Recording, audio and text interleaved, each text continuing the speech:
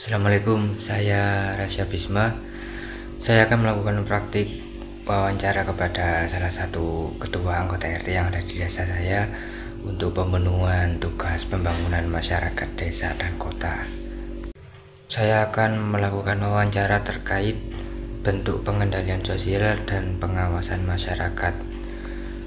Oke, langsung saja saya akan ke rumah Ketua RT yang dari desa. Oke, saya sekarang sudah berada di rumahnya Bapak Ketua RT yang ada di Desa Talop ini. RT 3 RW 7. Boleh perkenalkan namanya dulu, Pak? Nama saya Taufik. Ya, kebetulan saja saya dipercaya di sini oleh warga dijadikan Ketua RT 3 RW 7 Desa Talop di Kecamatan Kuat. Baik, Pak, saya akan melakukan beberapa pertanyaan kepada Bapak ini ya, tentang bentuk pengendalian sosial dan pengawasan masyarakat yang ada di RT 3 RW 7 ini, Pak. Untuk pertanyaan yang pertama, menurut Bapak, bentuk pengendalian sosial apa yang paling sering digunakan di wilayah RT ini untuk menjaga ketertiban, Pak? Iya. Contoh saja untuk kebersihan atau ini bentuk sosial ya, kerja bakti. Tepat di hari Minggu itu, kadang kan ada yang pegawai atau guru juga, jadi bisa dia bekerja bakti di situ. Terus di samping itu juga gimana ya, namanya juga kerja bakti ya, biasanya itu kami umumkan atau kami informasikan di jamaah istilahnya, kegiatan rutin tiap hari Kamis malam Jumat, yaitu di jamaah tahlil putra itu kami sampaikan di situ. Dan setelah itu kami sampaikan juga, saya share di grup warga juga mengenai contoh saja dari kerja bakti itu. Iya, Pak. Ya, meskipun gitu ya sudah terbiasa gitu ya. Ada yang keluar, ada yang enggak. Kadang ada yang meskipun dia libur ada acara dengan keluarga. Tapi kita semua ya sudah istilahnya menyadari dan memaklumi, oh ini ada acara nggak bisa hadir, itu sudah biasa. Kadang itu dari pendekatan saya sebagai ketua RT, pendekatan ke warga, kadang itu kalau ada halangan itu kadang biasanya dia WA pribadi atau gimana, kayak Pak saya nggak bisa hadir karena ada urusan gini, ada urusan gini di kantor, ada tamu dari kantor gini, nggak bisa hadir. Terus kadang itu ya mereka itu pesan, Pak saya titip, kasarannya titip ya, mungkin entah itu uang 20 ribuan buat beli rokok kayak gitu. Iya. Terus ada juga yang juga titip juga, Pak saya titip untuk buatkan kopi atau gimana gitu, kopi.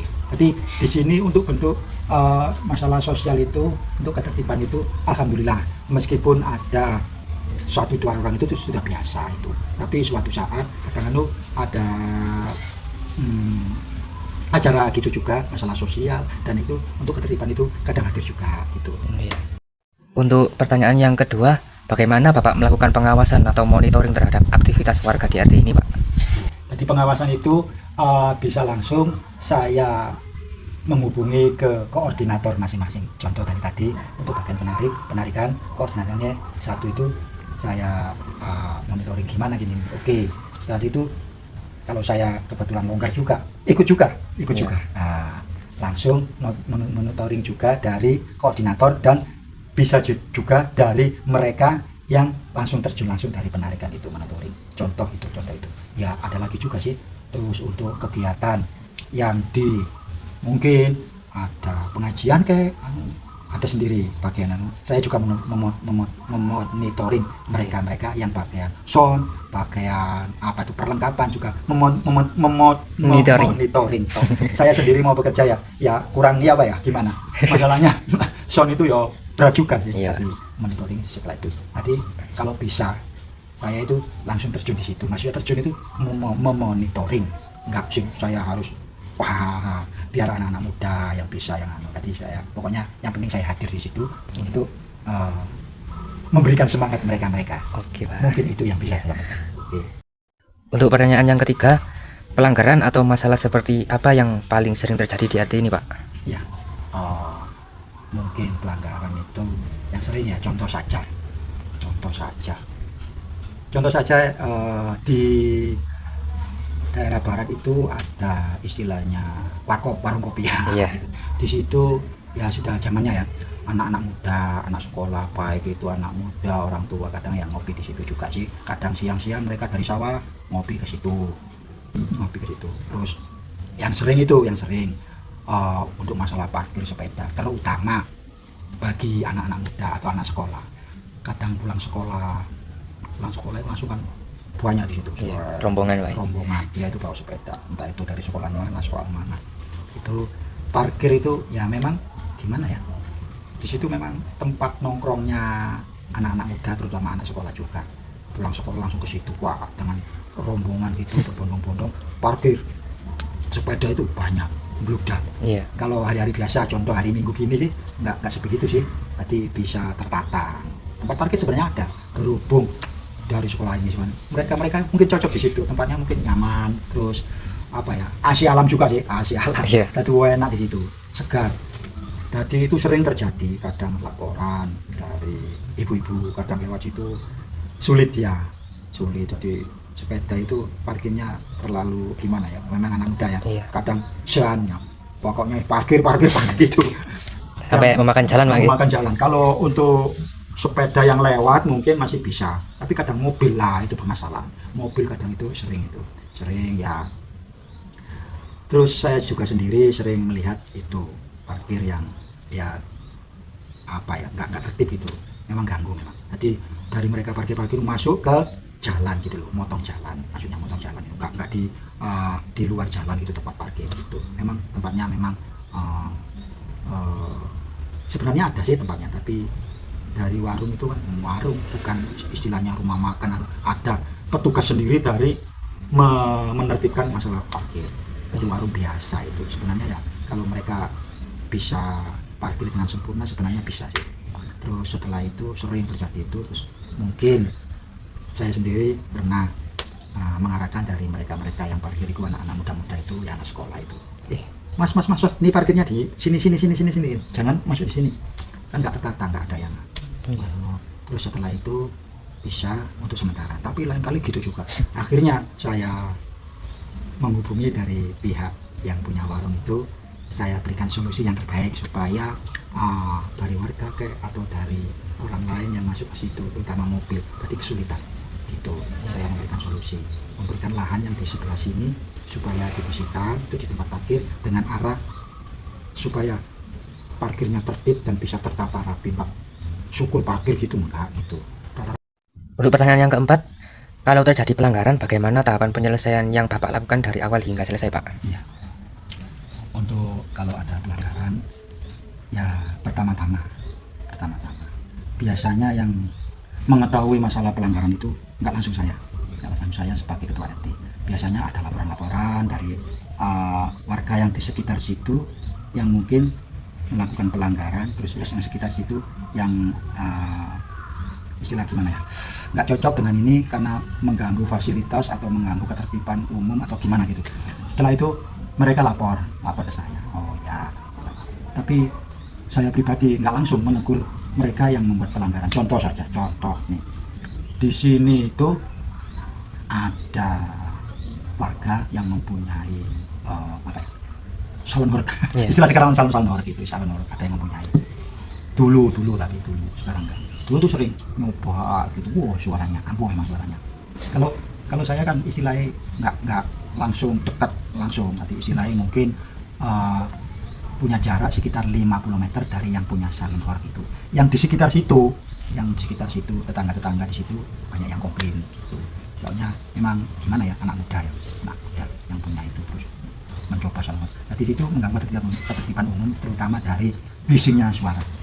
Itu kadang sampai malam juga. Di situ masalahnya ada anak kecil itu bayi itu belum bisa jalan, makin istilahnya mungkin masih umur 7 bulan atau 8 bulan. Terus di situ juga ada, di sekitar situ ada penduduk yang pekerjaannya mata pencariannya itu live ya. Oh, iya. Ya jam sekarang live itu jadi kan terganggu juga tuh. Terus mereka komplain, sebenarnya ada yang komplain tapi nggak digubris sih sebenarnya, akhirnya terjadi sesuatu cekcok gitu.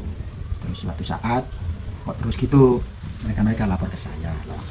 Setelah lapor itu saya nggak langsung istilahnya menegur mereka, tapi mereka yang komplain itu ada berapa. Jadi saya supaya saya punya bukti kalau saya ini menyampaikan komplain dari warga setempat sekitar situ, nggak kemauan saya sendiri. Kalau kemauan saya sendiri, kok dikiranya saya mendim apa itu mentang-mentang ketua RT enggak.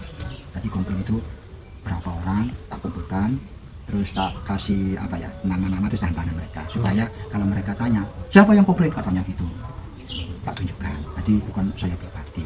Jadi untuk masalah ketertiban di warga kita itu sudah saya sampaikan seperti itu, dan sudah saya sampaikan. Alhamdulillah sekarang mereka mengerti, istilahnya mengerti.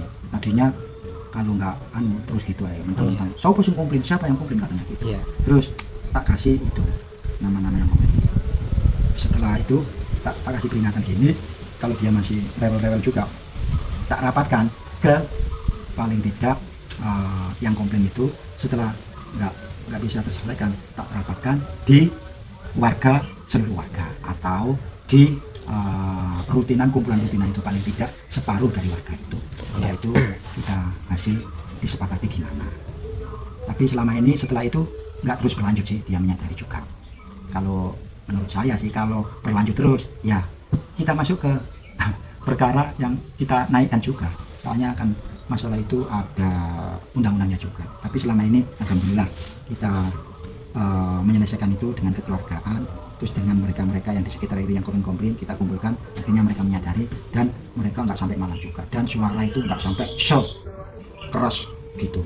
Kalau memang membutuhkan yang keras untuk mencoba, biasanya diarahkan itu ke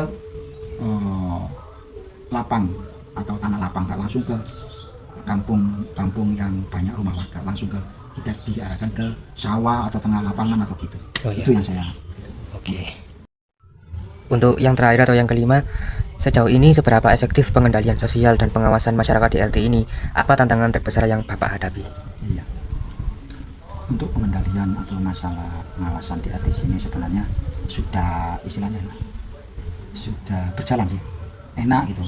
Masalahnya kita juga kalau dalam tiap apa ya, rutinan, kumpulan rutin atau di jamaah, satu minggu sekali itu kadang saya berikan ya awasan sedikit supaya kalau terlalu banyak nanti blenger atau jenuh, pancet aja kok gitu-gitu top, biasanya gitu. Nah, sedikit gitu, mereka sudah menyadari. Kalau menurut saya untuk tantangan terbesar untuk masalah itu biasanya di anak mudanya, terutama mereka yang apa ya yang konsumsi minuman keras itu.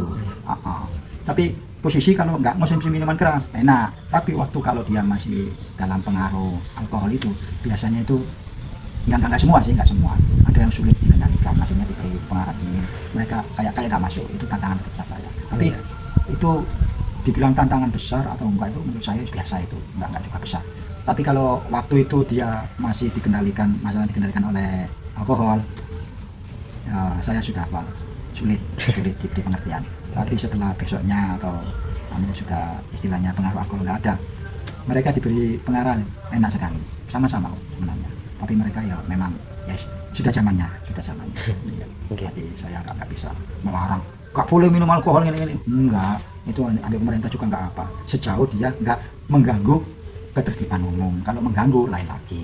Pernah mengganggu sampai ada pihak kepolisian ke situ dulu, pernah sampai ya gimana lagi ya, sebenarnya sudah saya berikan masukan gini, ternyata nggak dipakai. Masalahnya dia fly masalahnya fly, akhirnya ya kita biarkan, saya kasih pengarahan ini nggak bisa ya wis. Kalau saya ngotot dia balik ngotot, nggak bisa. Meskipun saya orang tua, dia muda, nggak ada itu istilah yang muda yang tua, nggak ada kalau dia sudah ada pengaruh alkohol itu. Tapi nggak semua, semua, mungkin ada 1-2 orang mungkin. Setelah itu besoknya ya biasa lagi. Kalau tidak apa itu bincang-bincang, dibilang masalah terbesar ya enggak juga. Nanti saya bisa cara mengatasinya gimana gitu. Mungkin itu. Oke Pak, terima kasih banyak. Mungkin itu saja beberapa pertanyaan yang saya tanyakan kepada Bapak. Terima kasih telah membantu saya dalam melakukan pertanyaan atau wawancara terkait bentuk pengendalian sosial dan pengawasan masyarakat. Terima kasih Pak. Assalamualaikum warahmatullahi wabarakatuh.